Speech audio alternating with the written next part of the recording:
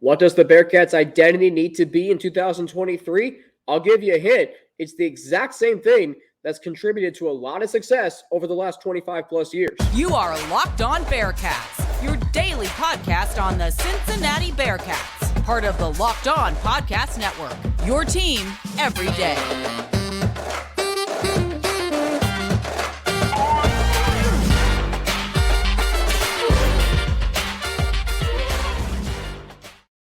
Locked On Bearcats is part of the Locked On Podcast Network, your team every day. We thank you for making us part of your everyday listening. Maybe you're making this your first listen today. If so, we thank you very much. You are a part of the First Listeners Club.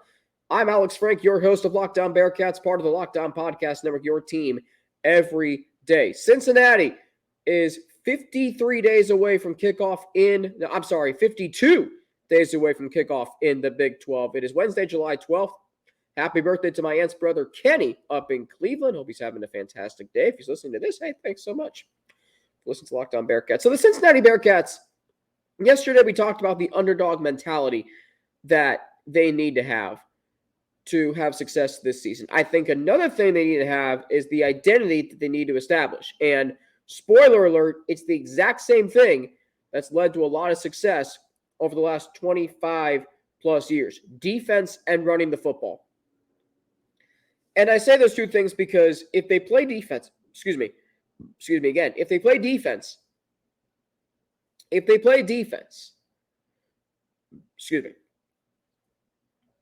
they will be in every single game this season because they're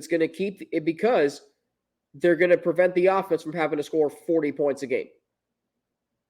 And I still think, and it's really interesting. I was watching a clip of Tom Brenneman and Chad Brendel on Chatterbox Sports, where Tom asked Chad, basically, the Bearcats, yes, were picked 13th in the Big 12, but they still have some dudes. It's not going to be that bad of a season, or they're not going to finish that low.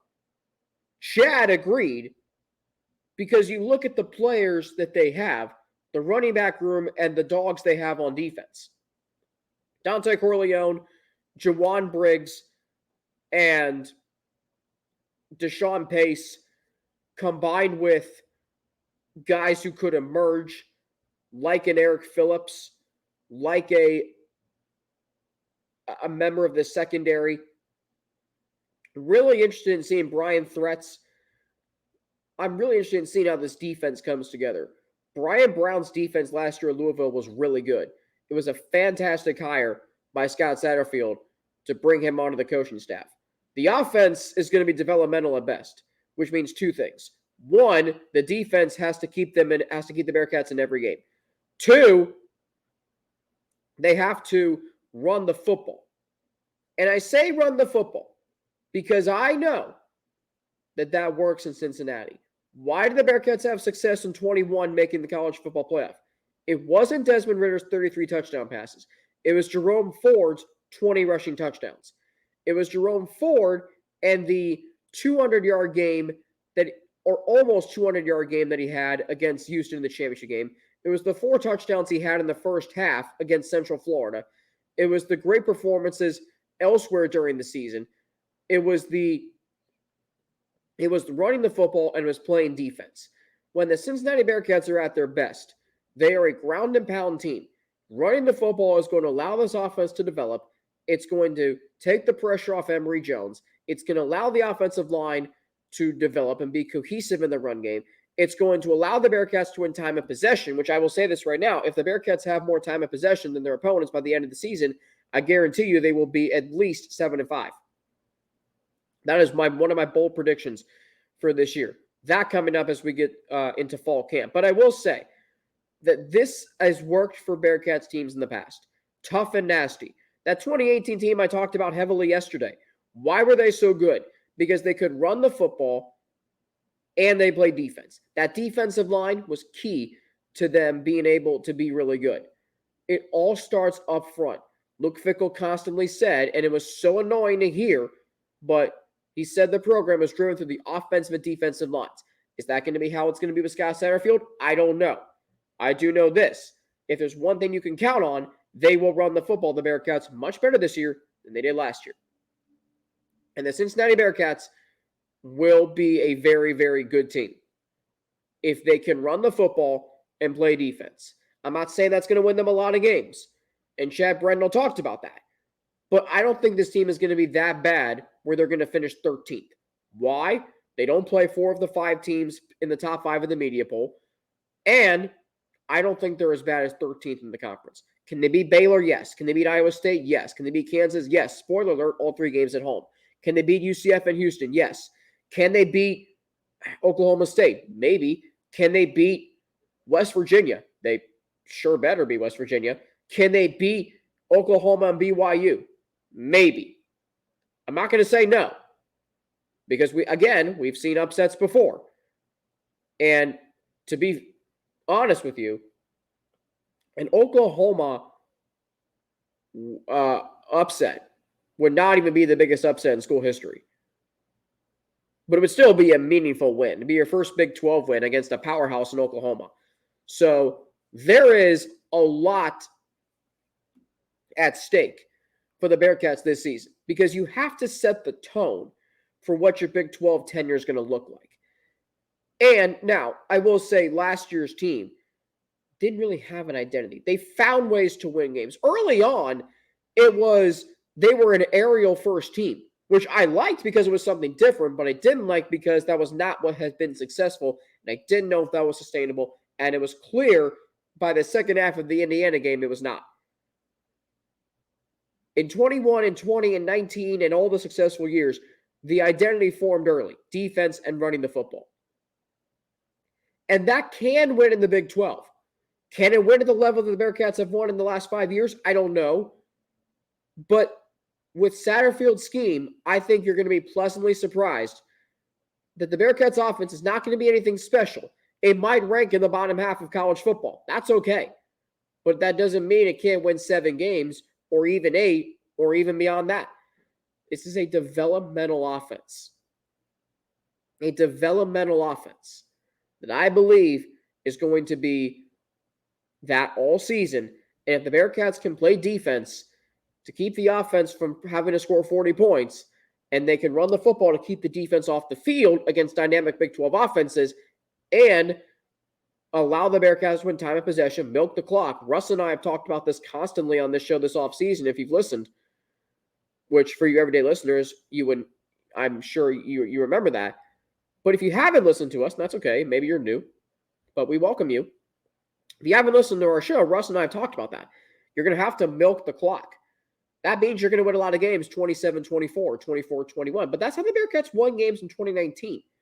27-24 over UCF, 24-13 over Tulsa, 2017 over USF, 15-13 over Temple, 24-14 over UCLA. A lot of games the Bearcats won that year was a result of playing defense and grounding a ground attack offensively. So we can't forget about the quarterback, right? He is the most important player to the team. Coming up, 5 keys to success for Emory Jones in 2023. That next on Locked On Bearcats. Today's episode of Locked On Bearcats is brought to you by FanDuel. Right now, take your first swing at betting MLB on FanDuel and get 10 times your first bet amount in bonus bets up to $200. That's right. Just bet $20 and you'll land $200 in bonus bets, win or lose. That's $200 you can spend betting everything from the money line to the over-under to who you think is going to be or hit the first home run. All on an app that's safe, secure, and super easy to use. Plus, when you win, you can get paid instantly. There's no better place to bet on MLB than FanDuel, America's #1 sportsbook. So sign up today and visit FanDuel.com/lockedon and get to $200 in bonus bets. That's FanDuel.com/lockedon. FanDuel, an official partner of Major League Baseball. Thank you again for making Locked On Bearcats part of your everyday listening, maybe your first listen today. On tomorrow's show, we are going to continue the conversation surrounding the Bearcats and their 13th place projection or pick in the Big 12 preseason media poll. I got to find another angle to talk about, but I will, just as we have today. Underdog mentality yesterday, what this team's identity needs to be today, and that is playing defense and running the football, which can win in the Big 12. Just look at what Kansas State did last year. So we can't forget about the quarterback in Emory Jones. And the one thing about Emory Jones, he's going into his 6th season. I think this was the guy that I wanted and you guys maybe wanted all along because of his dual threat abilities. Even though he struggled at Arizona State last year, I will say this about Emory Jones. It's now or never for him. And he's had some success in college football. He had some in Florida. He had a little bit at Arizona State. But I guarantee you, he's never had a program with a more stable foundation than he has at Cincinnati. So the 5 things that Emory Jones needs to do in order for the Bearcats to have success in order for the Bearcats and him to have success in 2023. Number 1, you got to play mistake-free because this Bearcats offense is not going to be good enough to overcome mistakes. They were in 2021. They weren't last year, and it showed. They won't be this year. So you can't throw 10 interceptions in the first 5 games. You can't even throw 10 in the first 8, let alone maybe even 12. Keep the interceptions at maximum to 6 in a 12-game season, half per game. I think that's going to be enough to keep the Bearcats in every game and potentially win this season. I think if he plays mistake-free football, and obviously he's going to make a mistake. He's going to throw an interception at some point. But if he can keep that to a minimum, no more than 1 a game, because I don't think this team is good enough to overcome 2 interceptions in any game. I don't even know if they're good enough to overcome 2 interceptions in a game where they're going to be favorites, like Miami, EKU, or West Virginia. I just don't think that if they even are favorites, well, they should be favorites in West Virginia. I don't think they're good enough to overcome 2 turnovers, interceptions. So let's go number 2. We mentioned no mistakes. Number 2, he's got to have a completion percentage at least at 62.5. He can't be inaccurate because that's going to stall drives. It's going to get the defense back on the field. It stops the clock. You don't milk the clock. If he's accurate, which he was better than I thought he was going to be when I was at the spring game back in April. How was that 3 months ago? Anyway, he's got to be at least 62.5. I'm not expecting him to be Joe Burrow 2019. I'm expecting him to be at least a competent, accurate passer. If he can be that, this Bearcats team has a chance to be good. Number 3, limit the sacks to 3 per game. And I know that's still a lot. That's 36 over a 12-game season. But this offensive line is just so unknown that we don't really know what it's going to be like. I think this offensive line can develop. I certainly hope it's not going to be that there's a different starter every week or there's position shuffling. That does not do well for cohesiveness. If the Cincinnati Bearcats are going to be good offensively, their offensive line, or at least developmental, their offensive line has to be the same, the entire season. You cannot have any reshuffling. So we mentioned 62.5 completion percentage. We mentioned no mistakes. We mentioned the limiting the sacks to 3 per game. The 4th one is he's got to be the leader. It's now or never. Leave it all out on the field. This is last season.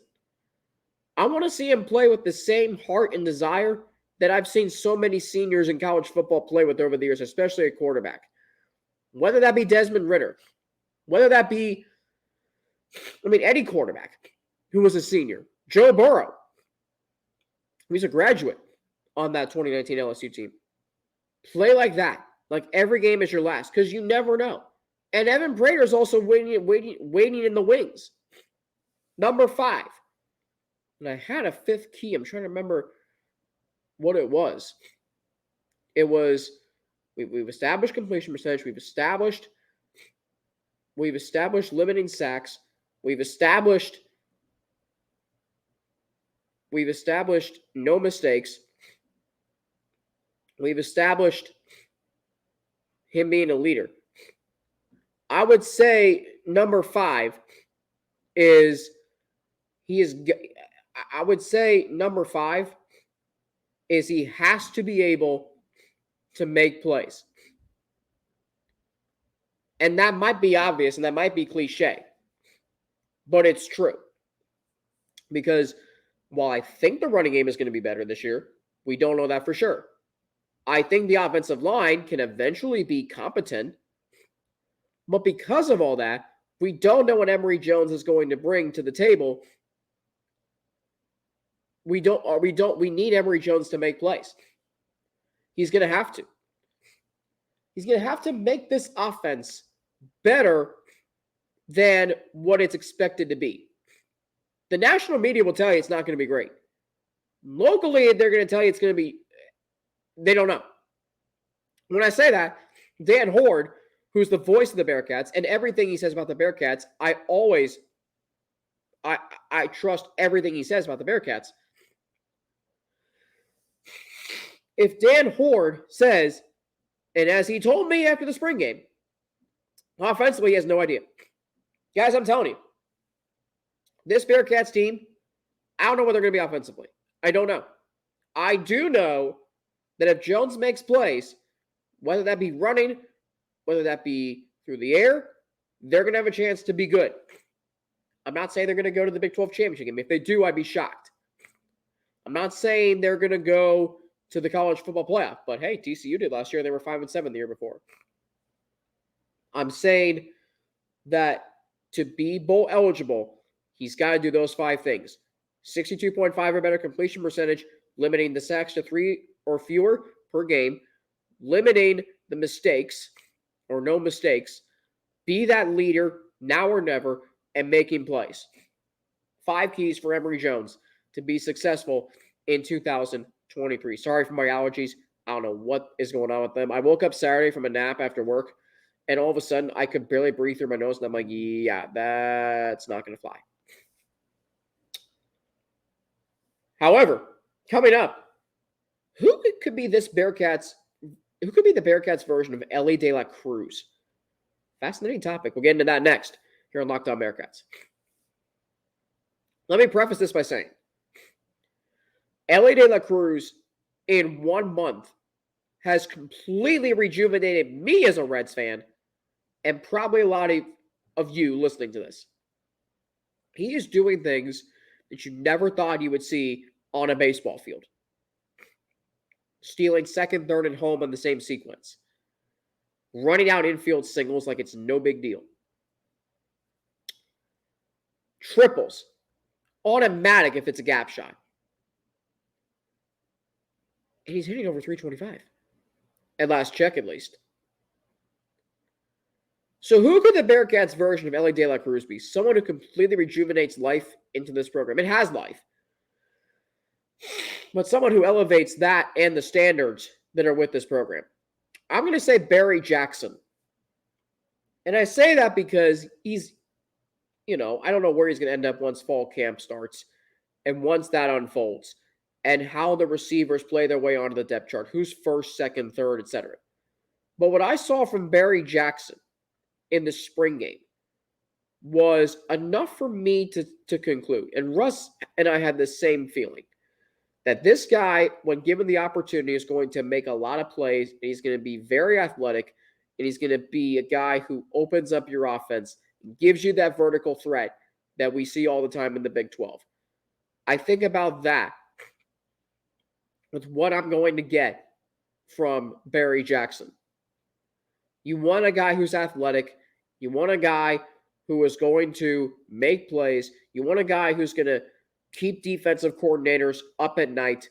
You want a guy who's going to take the Big 12 by storm in 2023, 24. That's probably more realistic, but it could be this year. You never know. So, that's this team's version of Elly De La Cruz. If I had to say who the Bearcats version of Joe Burrow is, and it's so funny to me how we've compared De La Cruz to Joe Burrow. I more compared De La Cruz to Jamar Chase because of the athleticism and how much he changes the game for opposing teams and the Reds. Jamar Chase did that to the NFL in 2021. Defensive coordinators still don't know how to defend him. And they didn't, and they were caught completely off guard by him in 2021 when he had over 750 receiving yards, including 210 against the Ravens in Week 7. So that's what I think about. Matt McClain is more like Joe Burrow. Consistent, does everything so well. I saw something.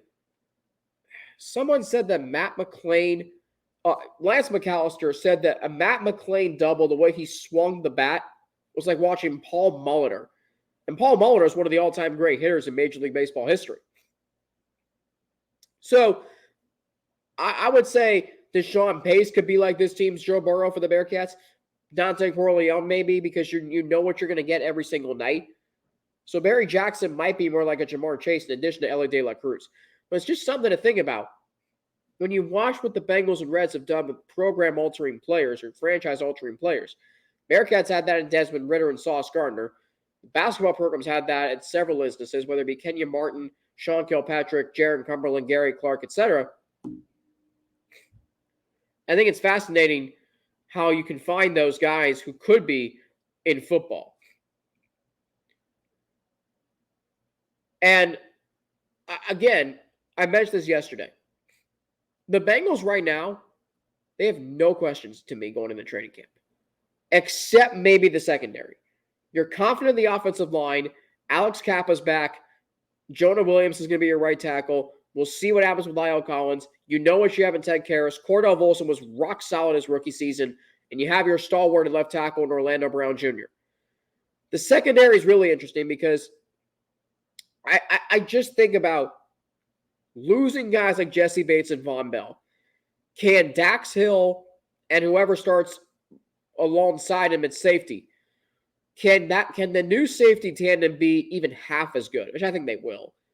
And then you think about a guy like Cam Taylor-Britt, how far he came. And guys like Chidobe Awuzie and Mike Hilton. Nick Scott. Do he and Dax Hill, are those two guys the safety tandem? And then I think about, Zach Taylor doesn't have any questions.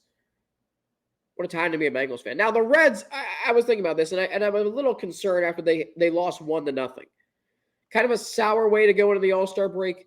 You're only up by one game. The Brewers still feel like they're the Reds' kryptonite. You got to find a way. If you take one game this weekend, you're guaranteed to be tied with the Brewers after the series. But I will say this. I think you need to take two. Take 2 games and be up by at least 2 games coming out of that series. The Reds have proven they can beat any team in the league. Now they got to beat the team who's right behind them. You only have 6 more games against them. And they're all coming up in the next week and a half. So big-time baseball coming up for the Reds. FC Cincinnati, what a joyride it's been. Really hope they don't cool off in the second half. We've seen that with Cincinnati teams. They'll start off hot, they'll cool off, and they'll enter the postseason with not a lot of momentum. FC Cincinnati needs to buck that trend. Although I will say this, the Bengals last year with 8 wins in a row entering the playoffs and 3 wins in a row in 20. I'm not even going to count the Browns game at the end of the regular season in 21, but 3 wins in a row. Look what that did. And the Reds have entered the playoffs with momentum before. I just feel like the Bearcats, from a Bearcats perspective, how many times would they go into the NCAA tournament and you're like, well, they don't really have any momentum. The only time they really did was 2018 and 2012. One of those times turned out well. The other, we don't talk about. All right, coming up tomorrow, final day of Media Days week. It is Thursday. It'll be Thursday, July 13th. Neil Meyer will be down at the at AT&T Stadium in Dallas, a part of the front office news. So looking forward to maybe hooking up with him. We'll find out. But what I will say this is we'll have Media Day recap next week. And then we only have one more week at 3 days. And then we're back to 5. Starting Monday, July 31st, fall camp gets underway shortly after that. I am planning to be at fall camp on August 9th. So expect good coverage. Not good coverage always, but better because I'll be there to see it. Coming up tomorrow, final days of the Bearcats. Underdog mentality, identity. I'll find a good angle for tomorrow. Don't you worry about that. Locked On Bearcats is part of the Locked On Podcast Network, your team every day. I'm on Twitter, Frankie_Natty, Instagram, AlexFrankie_, email, alex3frank@gmail.com. Thanks for making Locked On Bearcats part of your everyday listening, maybe your first listen every day. Regardless, how about your next listen why don't you watch Locked On or listen to Locked On Sports Today with Peter Bukowski as he goes through the biggest stories in sports in 22 minutes or less. Locked On Sports Today. For Locked On Bearcats, I'm Alex Frank. Have a fantastic rest of your day. Back tomorrow right here on Locked On Bearcats. It is part of the Locked On Podcast Network, your team every day.